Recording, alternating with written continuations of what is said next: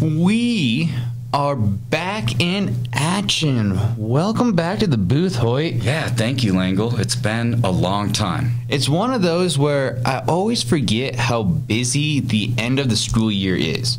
Like, not that all of a sudden it gets randomly busy and we're busy throughout, but in the middle of the school year, so end of first semester, beginning of second semester, I feel like we hit that stride where it's just like, we can do this. I can bring on more on my plate because I'm hitting it home. We're doing good. It's all fitting to pieces. Then the end of the school year, it's like, oh snap, we got to add this. We got to do this. Like, we're so close to summer. We got to get all this done. Yeah, I mean, and it can be exhausting. And then this year we threw football and volleyball in there kind of at random times, kind of throwing our schedules off. So yeah, but we are back. We're moving forward. And I'm looking forward to this episode of The Podcast. The Podcast. Yeah, because when we look at history in general, one of the more common things, one of the biggest things that we can see throughout ancient history is people are fascinated with the stars. Oh, yeah. They always have looked up at the stars and wondered, are there signs there? Are they trying to tell us something? And I remember being little, I used to have a telescope. I had some star books just looking up. Those were really cool. And so, and you can see throughout history too, like the gods and goddesses named after planets. And so we're staying with the Chinese theme of these episodes, and we're talking about the Zodiac. The Zodiac, yeah. And you mentioning all that stuff about the stars, I often wonder if it's like the beginning of all knowledge, you know? I mean, you, like let's say you're a blank canvas and you're looking up at the night sky. It just gets you kind of wondering, and it makes you feel like infinitesimal. It makes you feel so small. That's like when you're thinking about how bright those stars are and how far away they are. It's like, holy cow, they must be giant. Yeah. Or like looking at the sun, you're like, oh, like you can fit it in your hand. And then when you do the math, you're like, holy cow. So I wonder, you know, us being into history, when we look at these ancient civilizations that would study the stars for hundreds of years and find these patterns and stuff, I just wonder what sort of mystery those stars held, and like how powerful you felt knowing something about the stars that, you know, 99% of the people didn't, you know, as far as, you know, festivals, ceremonies, stuff like that. What I love is, so in ancient Iowan wise tale, or probably more farmer than Iowan, is looking at the Big Dipper. So for me, I always look at the Big Dipper because that's the only one I can really find on the regular. Yeah, that's the easy one to find. I always want to know is, like, past history, like past civilizations, was the Big Dipper as big as it is to me? Because I'm like, oh, there's that, I think, but I can always see the Big Dipper. I really feel like it is, and, you know, there's one of our fans out there that might kind of chime in on this, but I feel like Orion's belt and the Big Dipper are kind of like, I feel like Orion's belt is part of the Big Dipper. Am I totally wrong? I don't think so. Oh, I think they are two different ones. Okay. Because it's Ursa Major and Orion's belt. Oh, but I'm not. Do not quote me on that. It's been forever since I've actually looked at star books. We're not astronomers or astrologers, so please chime in and correct us. But like with the Big Dipper, going with that, so it looks like a giant spoon, right? So when the spoon is up, like, so if you're, imagine yourself holding a spoon in the part where you would put your cereal, if that's up, it's going to be a dry day, as in we're not going to get rain, we're not going to get precipitation. Interesting. But if the spoon's dumping, we're going to get something. Interesting. And now, of course, take it with a grain of salt, and I may be misspeaking, but if you think about the rotation of the Earth and the rotation of just how the stars look, when the Big Dipper is upside down and the spoon's dumping, those are usually the months where we get rain, snow, and all the other precipitations. Interesting. I wouldn't have thought of any of that. And now I'm starting to think of people in the southern hemisphere, you know, what they see in the night sky, because I take it for granted that what I see is what everybody else sees, but it changes depending on where you are in the world. And that's the best part, too, seeing them, speaking of the same star formation, but different ideas from it. Mm-hmm. And I just, very interesting. Now, you, I think, might know a little more than me with the Chinese Zodiac. Are they based off of stars, or is it more, because all the Zodiac are animals. Yeah. So is it more just animal-based or star-based? So I'm going to go out on a limb and just guess from what I know. I feel like if you're comparing the different Zodiacs, I feel like the Zodiac that we're more familiar with is based on the stars, and they took those 12 constellations in 12 very specific spots in the night sky. But I feel like the Chinese Zodiac is not based on specific constellations. And the reason why I say that is through all the talk in my family, the Chinese side of my family, where they talk about, you know, what animal are you, or the Zodiac, or, oh, your new girlfriend's a rat. Well, that's not good for you because you're a horse, you know, that sort of thing. They've never really mentioned any specific constellation tied to it. So I'm gonna guess no, and I'm gonna look it up while you start talking about something. No, I like it. It's one of those where, look, when doing my research, it was pretty based on, we like this animal is important. So I didn't know if it was star-based, and probably because it is a 12-year cycle. When you look at it, as Hoyt said, there are 12 different animals in the Chinese Zodiac, one per year, and so you just cycle through. We're going to give some dates for each animal, so if you want to play along at home and guess or figure out what animal, what zodiac sign you are, just do the math by adding and subtracting 12 from them. When we look at the zodiac, there's some other pieces to it. One of them is each animal, each zodiac sign has their lucky numbers. Each one has their good matches, like, hey, we want you to pair up with this person, that's going to be a good marriage, or make sure you're friends with this person, that's going to be a successful business partnership, or something like that. And as always, there's the good, there's the bad. As you said, horse and rat, not a good match. And so just kind of like looking through how the personalities might fit together, clash, and all that stuff. Yeah, and the horse and rat, I just got to throw that out there because when my mom had met Stephanie for the first time, and when she figured out that she was a rat, she was like, oh, and you know how kind of mother-in-laws can just kind of, you know, be judgmental of... No, I don't. Well, I guess maybe you don't. But, yeah, so she's like, oh, so that explains why you don't get along as well as you should. But, no, sometimes it seems like my wife and I don't get along. But she is a rat, and that's where I got that from, was my mom saying, oh, yeah, she's a rat, so maybe you guys kind of... Oh, yeah. There's always a reason behind it. So I looked it up, and yes, the 12 zodiac signs of Western astrology, like we were saying, based on the constellations. In Chinese astrology, not based on the constellations. It was just based on the race that we'll talk about, and the first 12 that finished the race. So. All right. So let's dive into it. As my esteemed partner, business partner said, there was a race. So the Jade Emperor is going to have a birthday party. He wants to determine how do we set up the Zodiac. Wow. Brain fart. But how do we set up the order? And he's like, you know what? First 12 animals to show are going to be, that's the order. That's how we're going to do this. And so he invited them all over.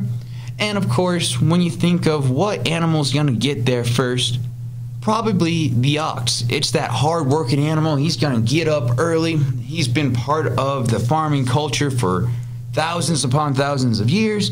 And so he gets up early and starts walking. However, if you know where we're going with this, the ox is actually the second one in the cycle. The first one was, or is, the rat. The rat. And I always say the tortoise wins the race, and for good reason. And I think the reasons why the rat wins the race is pretty interesting. Like, you gotta give him props. Oh, yeah. Like, the rat is being basically a little conniving, and he's like, you know what, I don't want to walk. If we're going to go to the birthday party, that's a long ways away. I'm a little guy. So he just kind of like buries himself into the ox's ear and just kind of rides along the entire way. As they're about to cross the threshold, the rat's like, oh, we're here. He jumps out, and becomes the first one to enter the party. Yeah. It's kind of like when we're teaching, I kind of let Langle do all the work, design everything, and I just kind of ride along and take the credit. Yup. He takes so much credit. But when we look at that, the years of the rat, so like I said, we're going to give you 3 years. 2008, 2020, and 2032 are the one in the past, current, and the one in the future. Yeah, and for those of you that are math whizzes, they're 12 years apart because there's 12 signs in the Zodiac. Yep, so you can just add and subtract 12 to figure out where you're at in this mode. So when we look at the rat, the people who were born in these years are considered to be spirited, witty, or have wit. They have alertness. They enjoy delicacies, and they're flexible, or they have the ability to be flexibility, or to have flexibility in times where they need it.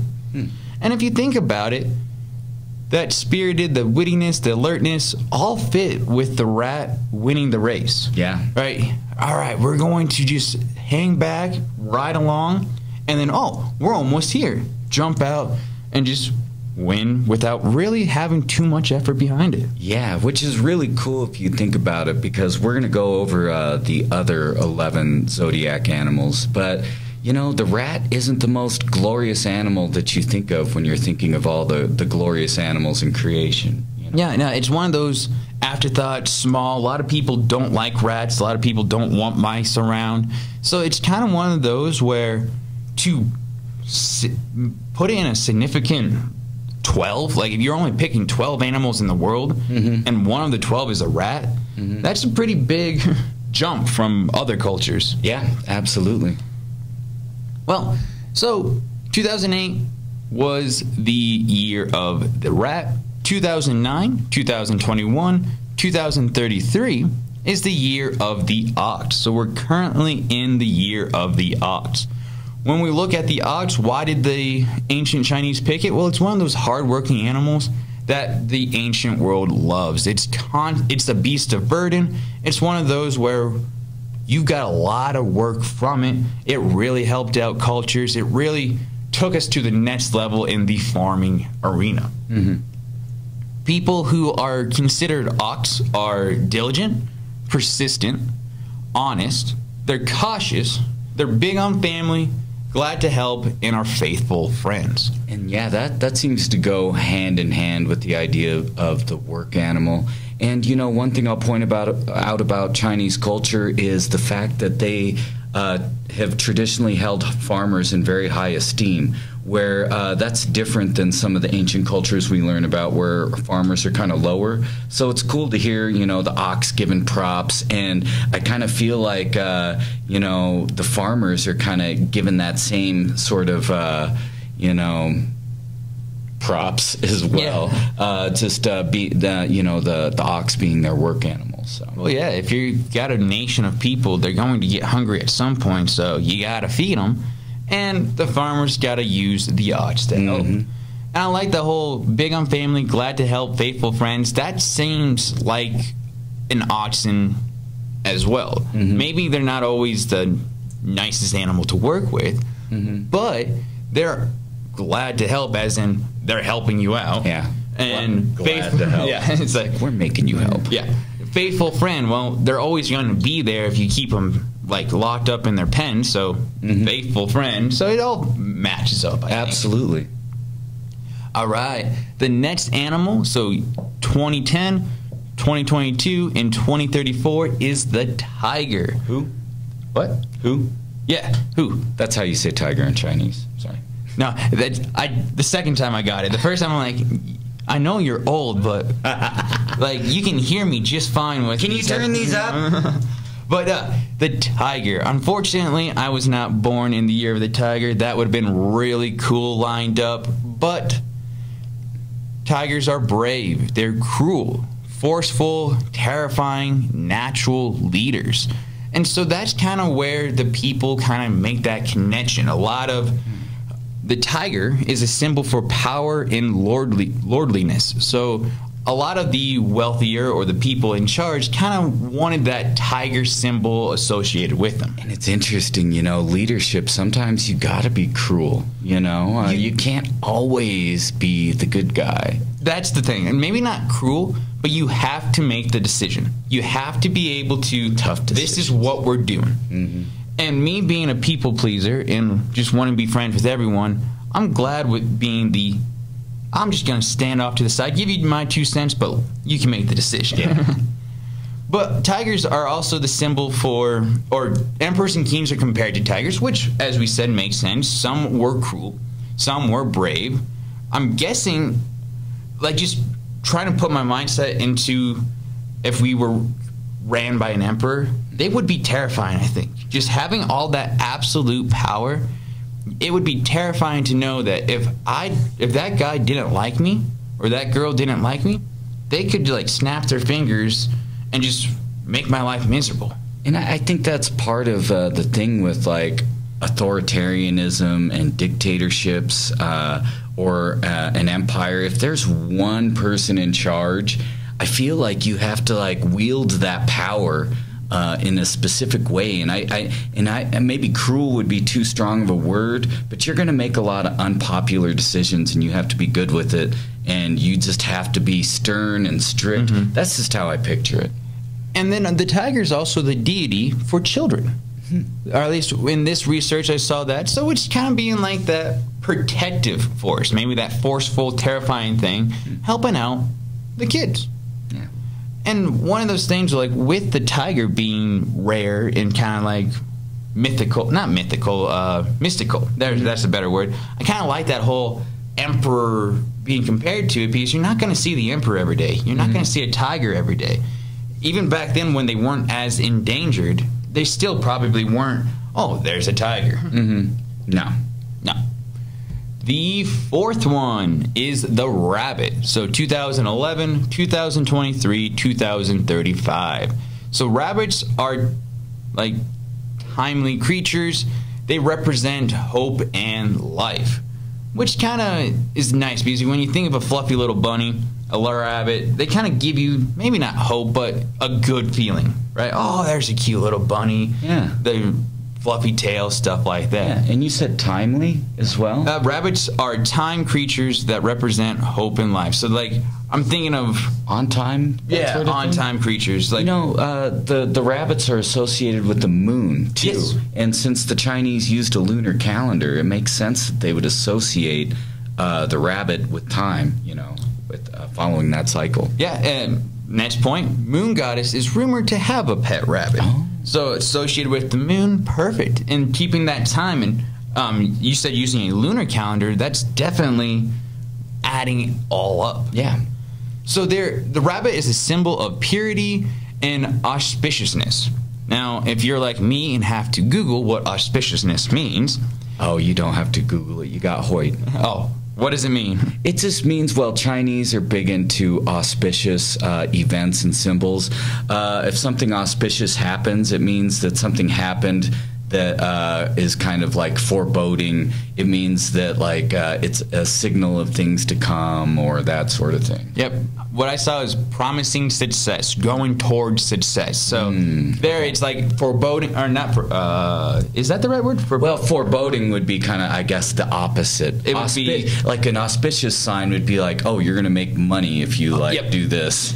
Yeah, so it's kind of foreshadowing. That's the word I'm looking for. That's what I was looking for. Talking about success is coming. Yes. Because this symbol is shown. It's an auspicious sign. Ooh, this is an auspicious sign. The clouds are moving this way, so let's go frisbee golfing. So yeah, winds from the east, winds from the west, red sun light, sailors delight. No, red sun night, sailors delight. Red sky morning, sailors warning, something like that. Interesting. Where it's the storm, if the sun's red at night, it's a foreshadowing that it's going to be calm that night, or calm the next few days. If it's red in the morning, warning, as in storms coming. We need to find some ancient Iowan sayings that deal specifically with auspicious signs. Well, we don't have too many water bodies of water around us in Iowa, so we won't use the sailor one, but we'll find some. We'll find some.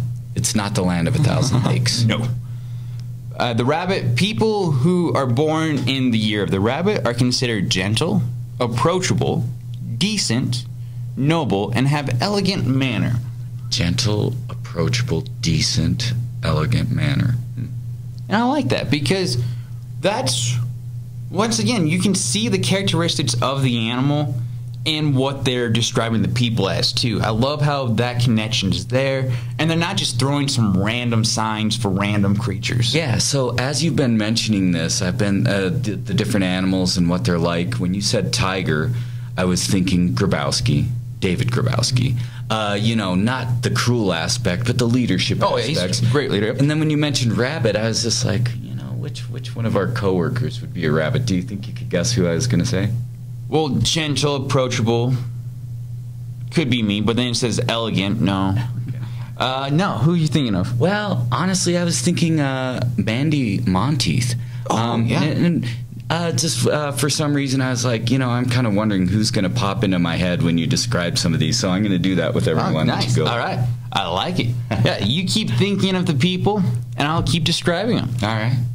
Number, it's E, but E is the 5th letter, so we are on the dragon. Ooh. The year of the dragon, 2012, 2024, 2036. So I think this is if you were born as a dragon, I think this is an auspicious sign that you're going to have a great life or you're going to do great things. What I love is the dragon is the only fictitious creature of the 12. Now, you can have the debate, are dragons real, and then talk about the different lizards and stuff like that, but the dragon in Chinese culture and what they're describing here has not been seen. It is mythical. One of the interesting things about a dragon, it has parts of 9 other animals.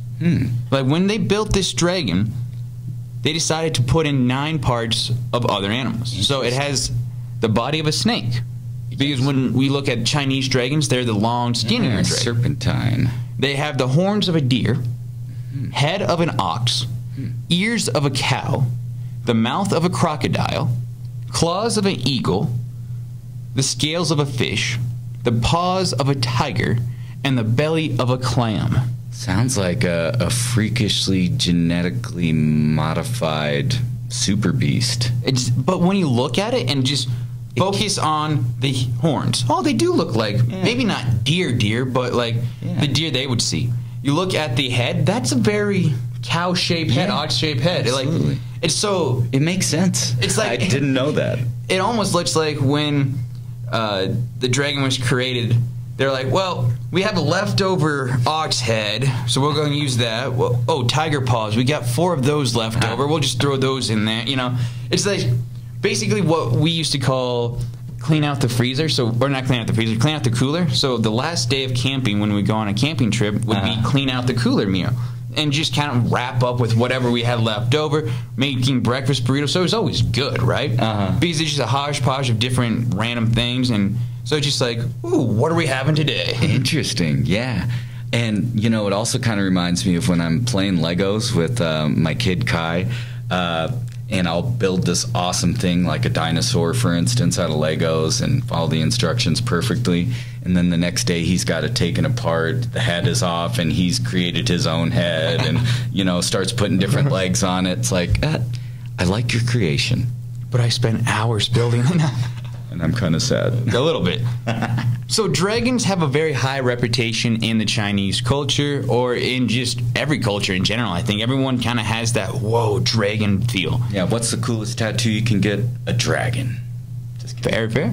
Let's see here. They kind of represent the imperial power. You're going to be successful. Chinese say that people are descendants from dragons, or maybe that's a generic statement. Sorry. There is ancient Chinese sayings that people descended from dragons. And something to say for good luck to someone having a child, and it's just kind of like an old Chinese saying, is may your son grow up to be a dragon. I feel like they just hold dragons in such high esteem that, like, you know, Chinese couples and Chinese people actually get excited for the year of the dragon coming around. It's a good time to have kids. Oh, I like it. Because people who are the year of the dragon have authority, dignity, honor, are successful, and have probably one of my favorite qualities, luck. At the end of the day, you always need luck on your side because some things are just left to chance. Who do you think I have in mind for dragon? Authority, honor. Who's the luckiest person here? I don't know. You tell me. I just went with Linscomb. Linscomb? You know, just whoever is coming to mind when you mention those keywords. Authority. She is successful. She is assistant principal. Lucky to have us as a social studies Very fair. She lucked out by hiring us. Very, very lucky on that. Which leads to success. Yes. All right. The next is the snake. Ooh, Langel's favorite. They just, how they move freak me. I don't know. They're not even that slimy. That doesn't bother me. It's just how they move just freaks me out. And they can move quickly. I mean, and they're just using their, the core muscles. They've got some serious core muscles. But the snake, 2013, 2025, 2037 are the years of the snake. Do the math to add or subtract. So the traits of the snake are kind of like malevolence, cattiness. Malevolence? There we go. Mystery, divination. So acumen, which means like good judgment. So it's kind of got like those back and forth where some good qualities, some curious qualities. Because with most people, they agree with me. And most ancient most ancient civilizations and I have the same view. Snakes are evil. They're weird creatures. They're just, But sometimes in the Chinese culture, they have some other ideas. Is wisdom one of those things? Wisdom, I think so. Because they're associated with wisdom in other cultures so often. I just didn't remember if you had mentioned it. I did not, but when you look at like good judgment, divination, so like being able to see into the future, wisdom is one of those where it just all fits together. Yes. So in early times, snakes were one of the first totems of the Chinese nations. Some people are saying it's good luck to find a snake on your porch. So they're kind of bringing in that snakes are okay. And they do their part in the ecosystem, and I'm like, go for it. But they do not need to be around me. And when I go to the zoo, I definitely avoid the reptile part of the snake house. So people born in this year are rational, calm, thoughtful, so kind of like wisdom type things. And it also says loyal. So I like that whole rational, calm thinking. And it's taken a very different viewpoint on snakes than most cultures. Yeah, absolutely. And you're going to probably disagree with me on this. I don't know why she came to mind, but Vanzo came to mind for snake. Very rational. Very, always. I've always seen her calm and collective. I dig it. I dig it. Divination. She knew we were great teachers before we even became great teachers. She predicts the future. I dig it. All right. Our next animal up for debate is one of the most important animals in ancient China, or at least that's what it said when I researched. It is the horse. The horse is 2014, 2026, 2038, and I'm guessing what? 20 BCs. Aren't you the horse? Yes, I was going to say that we should keep it a secret what we are and have people guess, but I am a horse. Oh, see if this sounds like me. I guess I ruined the surprise, but yes, we got Hoyt, the horse over there. Apparently, you're part of the most important 6 working animals in ancient China, or the most important of the 6 important animals. So, congratulations. I feel very important already. Horses represent heroes and people who have talent in ancient China. So far, wrong. No, you got definitely talent in that. So people, they are brave, they are strong, talented, and independent, or at least the ones that I looked up and researched. I definitely feel like you have, well, I don't know how to measure brave in a person. I'm kind of like the benchmark for bravery. If I'm willing to do it, most people aren't. If I'm not willing to do it, nobody's going to do it. Oh, fair. No, I'm not that brave. Independent, strong, talented. I always like when you hear strong, you think of like how much can you lift, but here it's probably more of the strong personality trait that you are a strong, like a rock, something like that, I think. Yeah, you can tease me for a long time. It takes a lot to break me. Langel's been going at it for years, calling me old, and it hasn't gotten to me yet. No, not yet. One day. But it's a fun joke. Yeah. After the horse, we have 2015, 2027, 2039 as the years of the sheep, the goat, the ram. I have those in slash marks because each one might, like, they're all the same, but you might hear it differently. You know, we would never really want to eat a goat. We'd probably eat a lamb or something. But in Chinese culture, sheep, goat, lamb, all synonymous, all the same thing. And that's what's confusing, I think. Have you ever had goat? Well, no, just goat cheese. I had goat. My uncle and uncle, aunt, cousins, they raised goats and took it to the state fair, Iowa State Fair, and all that stuff. Is it good meat? What I remember it as, because it's been a while, is it's like a little tougher, but I still enjoyed it. My aunt's a great cook, so that definitely props on that. But I just remember it being a little tougher than like the normal. Interesting. Well, no, not normal, than beef. But I could be misremembering. It's like I said, it's been a few years.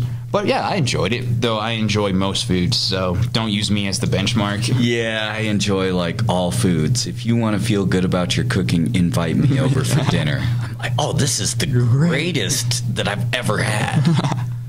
And so sheep, goat, ram, they're one of the more popular animals because they're kind of docile, mellow, timid. And when you think of that, the phrase silence of the lambs or silent of the lambs, very common with that. The white fluffiness of the sheep reminds people of beautiful things. So I'm thinking like the fluffy clouds and just nice soft bed, stuff like that. I was thinking of like the 500 pounds of wool on that sheep that you know, just hadn't been sheared in like years. The one that was lost and then comes back, and all of a sudden it's like, holy cow. They represent the rich and lucky.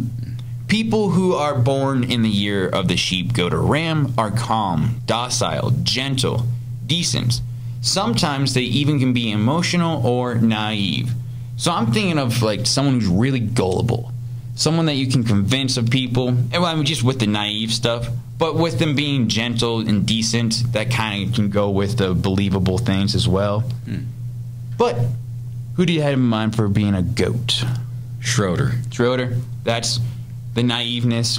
I can definitely see that. I was thinking the gentleness and that sort of thing, but the naivety, I suppose so. The next one is the monkey. Ooh, the monkey. Year 2016, 2028, and 2040 are our three benchmarks. Monkeys are clever, witty, and lively animals out in the world. And the most famous is the Monkey King. Oh, yes. When we look at monkeys, or the Monkey King was born from stone, smart, brave, rebellious, and talented. So I think monkeys, people like to closely associate humans and monkeys being very similar, very matching creatures. And so when we see the witty, lively animal of the monkey, that's what people see in those who are born in the year of the monkey as well. They're quick-witted, lively, righteous, brave, funny. So I think when I think of monkey or people of monkey born in the year of the monkey, I think they're the ones who are like the class clowns. The ones who can't really, not that they can't sit still, but they always have that joke. They always have that funny comeback. They have that lively, so they're full of energy, stuff like that. They are mischievous. Does it say mischievous? I didn't write it down, but I definitely can believe. Like, just looking at the other qualities. Oh, rebellious, definitely. Rebellious. Yeah, one of my kids is a monkey, and he's definitely a monkey. Definitely mischievous, rebellious, lively, a lot of energy. And some of you guys are going to disagree with me on this, but I say Jacob Grabowski. Let's see here. Quick-witted definitely fits young Grabowski. Our next animal on the Zodiac is the rooster. So 2017, 2029, 2041. fidelity and punctuality are the two big traits of a rooster and those who were born in that year. Two good traits. And when you think about it, roosters were timekeepers forever. And I've told you this story before, but we used to have a rooster growing up on the farm I grew up on. But I think his clock was set off. I don't know where the rooster's clock was wrong, but instead of crowing in the morning when the sun's coming up, it was always in the evening as the sun was setting. I think he just got his directions turned, and he was looking towards the west, and he was like, hey, the sun's coming up in the east. And it's like, no, that's the west, chicken. Have you seen Moana? Yeah. So when you said something was wrong with the rooster, I was thinking was it Hey Hey? I don't remember. I want to say it's Hey Hey, but yeah. But it's like, yeah, something is wrong with that chicken. Yeah, that chicken didn't really help us out too much, but it was always funny. I think it was more time of, hey, it's time to do chores. We're hungry, because it was around that time, right? Nice. So it kept time. It was always a very close time when it crowed, but it wasn't in the morning like all the other roosters. Just not the right time. Just not the right time. So who do you think I got in mind for rooster? Punctuality, fidelity, faithfulness to somebody. Chickens can help get rid of evil spirits. Oh, who's always on time? I think you might get this. And I'm not going with the on time, but just overall. Overall? Mm-hmm. It's too early for me to judge people. I'm going to say Stewart. Stewart. Fidelity has, a lot of meaning. And I picture Stewart as the rooster. I dig it. We can set our clocks by Stewart's actions and, behaviors in the school. I dig it. All right. The next semi to last one, so number 11, is the dog. Year of the dog, so 2018, 2030, and 2042. If a dog comes to your house, it means fortune is coming. Now, that must not mean lots of money, because growing up on a farm, random dogs would show up all the time, and I'm still working for a living, so... So that's true. Dogs coming to your house is good fortune? I mean, I've had a pretty good life. But that's what you... It means fortune is coming. Interesting. So now, of course, I always love astronomy and all that stuff. Yeah, where it's just... Astrology. So vague that you can make it fit. Yeah.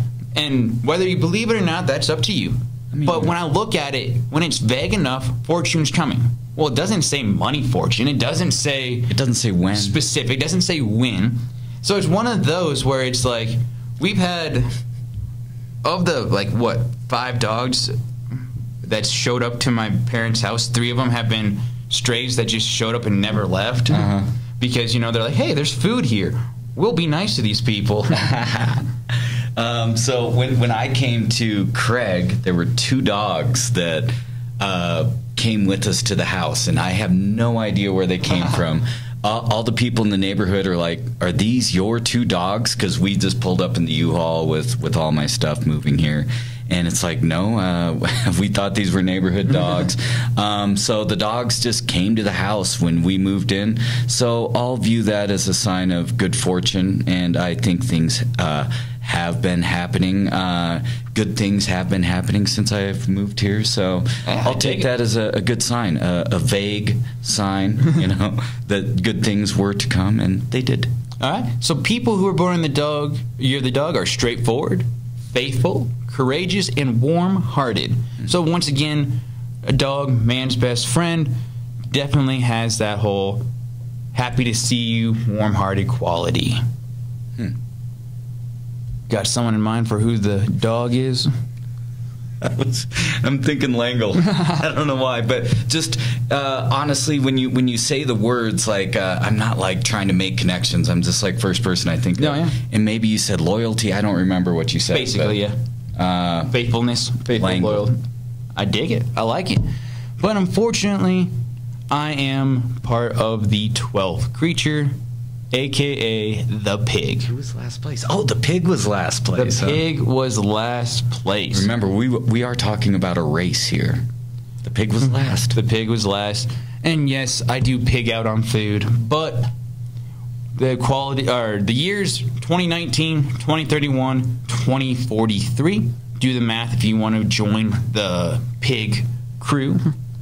Pigs represent wealth and luck. Well, those two are wrong. I have the worst luck, and like I said, I'm still working for a living, so I need a little more wealth. Well, you'll appreciate it more if you strike it rich later on. Oh, okay, if you say so. They are docile and have no plans to harm others. They also features of laziness and clumsiness.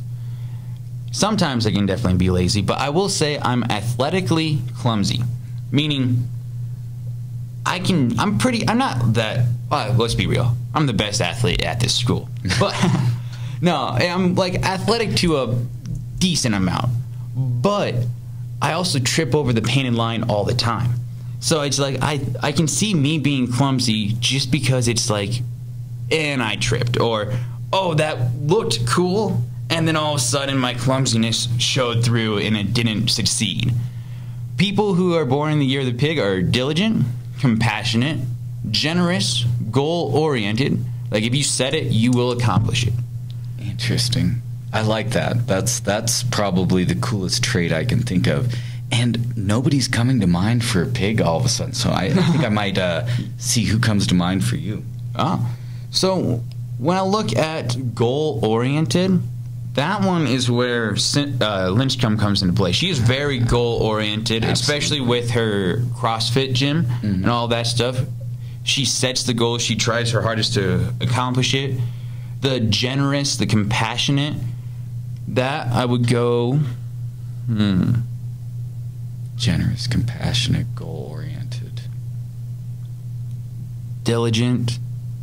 Which should be like everybody that we work with. Nobody's coming to mind. Well, that's the thing. Like, I could say a bunch of different people, but I'm trying to get it to fit perfectly. And I'm like, no, there's just too many with that whole compassionate, generous type of attitude when it comes to helping out the students and all that stuff. I'm gonna go Langle on this one too. Honestly, you are the most compassionate and most generous out of all the employees at the school. I feel like if anybody ever needs anything, everybody knows who to ask.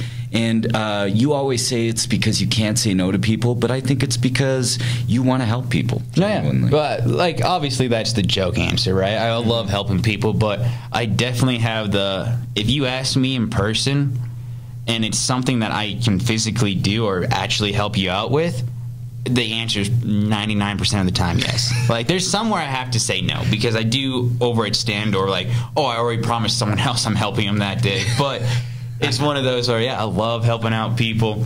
And that is the Chinese Zodiac. Awesome. The 12 animals. I always remember being a little kid and going to one of the Chinese restaurants back home. And it would just, every time we go there, I would look at the Zodiac and see if my animal changed. It never did. It was 95 was always the year of the pig.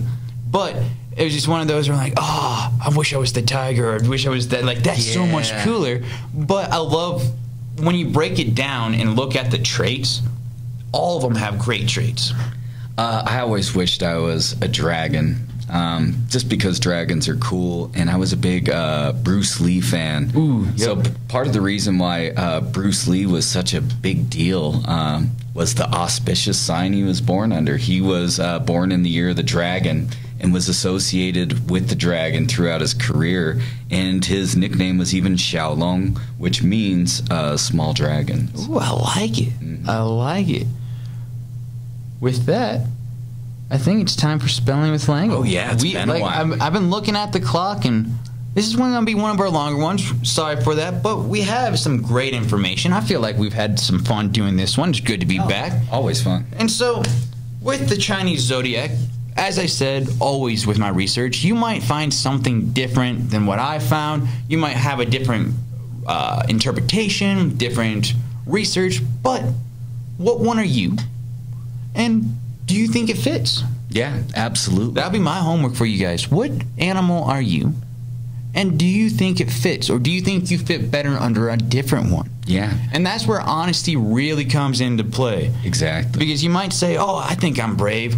And then I realize, I might not be brave. I'm going to do what I really Like, I don't really want to step into that. And I like to take it a step further with our homework. And I say, why don't you look at what your siblings are or your parents are, too, to see if those match up, if your parents will tell you what year they're born in. Most of them. I dig it. I like it. So let's get to these words. We've been talking about all these different periods of time and the Zodiac, and then remembering the rabbit as the timekeeper, the timely animal.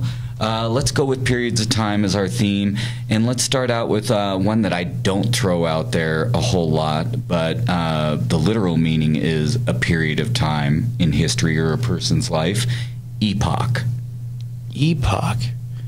Now, I want to say like C's and K's in there, but I think it's like how I have it seeing in my head. There's one letter that I'm not sure where to place or if it even goes in there. So epoch, E-P-O-I-C-H, epoch. Now, before you answer it yes or no, it's that I think there's an I in there somewhere. It's rather E-P-I-O-C-H or E-P-O-I-C-H. Or there's just no I in general, and I'm going crazy. But I think you're going crazy. But you would have had it. You threw the I in there for no reason. No, I thought it was a give me. So you thought it was kind of like a silent I, or did I pronounce it? No. Like, you just thought it belonged in there somewhere, huh? Maybe I'm thinking of a different word, but I always Subtract thought the I and you got it correct. E-P-O-C-H. E-P-O-C-H. I figure... You know, we don't see it all the time in the history books, but it is a word used for a period of time that isn't specific necessarily. It's not a million years like the next word, millennium. Oh. Speaking of like old time things, am I a millennium? Or not a million years, 1,000 years, sorry. Am I a millennium or am I Gen X? Millennial? Millennial or Gen X? I can never remember the years. You aren't Gen X. Gen X. Or Gen Z or Y or B or whatever. I think you're a little young to be a millennial, but you might be because millennials... Well, that's because like, I always, like when people talk about it, like the range, I'm like, oh, that's a bigger range than I thought. Millennial age range. Oh, wait, millennium. I'm looking it up, but millennium, meaning 1,000 years. Can you spell that for us? Millennium. Were you born in between 81 and 1996? Yes, I was. Okay, you are a millennial, according to the Brookings Institution. Okay. Just at the end, though. 95, so just snuck right in there. All right. Yeah. Millennium. Mullet. Millennium.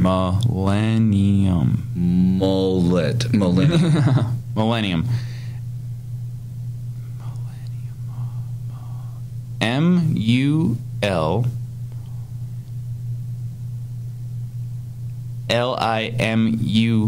Millennium. I'm going to give you a chance for a mulligan on this, and I want you to think to like Latin root words maybe. And just what maybe the Latin root word for 1,000 would be. Do I even know that? I want to give you a mulligan because you were wrong. Yeah, I knew. Like once I said, I knew I was wrong. Millennium. But the problem is nothing's coming to mind. Millennium. M-E-L. Millennium. M-E-L. M-L-I-E-N-U-M.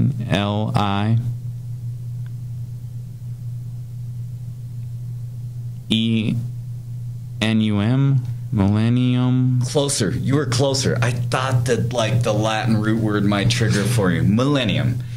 M-I. Like you didn't sound right. E sounded better, but still no. I think when I did mullet, that's real. Yeah. So M-I-L-L-E-N-I-U-M. So I'm sorry, I thought that would be a gimme. But we don't even really use the word millennium a whole lot. We use centuries a lot more than millennia. But, you know, we do talk about the first millennium A.D., Yeah. that sort of thing. So the first 1,000 years in the year of our Lord sort of things. No, yeah, we definitely do century more. Because when we break it down 1,000 years, that's a long time period, especially when we're talking about like the Roman Empire or Greece, ancient Greece, like if we just, hey, let's sum up the 1,000 years. Well, a lot happened in that 1,000 years they were around. So honestly, we don't throw around millennium or epoch in class that often. We're always talking centuries. 21st century, 20th century, 19th century, 18th century, at the turn of the 17th century. And yeah, that's like what I always love too. It's like when we say, hey, we're in the 21st century. No, we're in the 2021. You know, it's like, no, we got to remember, do the math real quick. Yes. I always have to do the math. I get confused by the dates. So if you are a student that is still confused by the dates in history, don't worry about it. That confusion will persist. Yep. That's why with most times I just do the date. I don't like the 1800s, not the 19th century, stuff like that. Yeah, exactly. It gets confusing, especially when you're jumping back and forth between BC and AD because it changes. A little bit. Yep. No, yeah. It's just like time-wise, and what I always love too is like the old time was based on, well, this king ruled for 5 rotations, so we'll call that 5. So like the old ones, you're like, we'll base it off the time, but we really don't know the actual dates behind it. So now I'm wondering if you're gonna have like the perfect pearl of wisdom from ancient Iowa that has to do with time and the weather. Maybe, some farmer's almanac sort of wisdom. I mean, what do we got? And I'm not talking smack about the farmer's almanac. I never would. It's one of those where it's vague enough where it fits a lot, too. It really does. The sun will shine. Yep. So one thing, we were talking about time. We got this one. Nice. So growing up in Manning, Iowa, the closest, city was, Des Moines, Omaha, so hours and a half. We had smaller cities, but not a place people would have heard of, right? Is really far away. So we always drive everywhere. And so that's when I drive home or go on vacation, and here's what you hear most of the time. So think of any long time, 12 hours, 18 hours, shoot. As the ancient Iowans always say, shoot. We can drive that in no time. Because you just think about it, I have done that where it's that's a 12-hour drive. I can do that in no time. I bet we can get there in 11 hours and 59 minutes. Stuff like I like that. So no matter how far it is, you can get there in no time. Yeah, we can get there in no time. And how do you say it, though? Shoot. Nice. Just like that old, Mater from Cars. Just shoot. We can get there in no time, or we can do that in no time. Does not matter how long that time is, we can do it in no time. Nice. I like it. Gives you an idea of the sense and meaning of time in Iowa. It moves at a different rate than other parts of the world. We're always in a hurry, but we never rush. I like that. I love that. And with that, episode... What are we, 14? 15? 14, 15. We slowed down.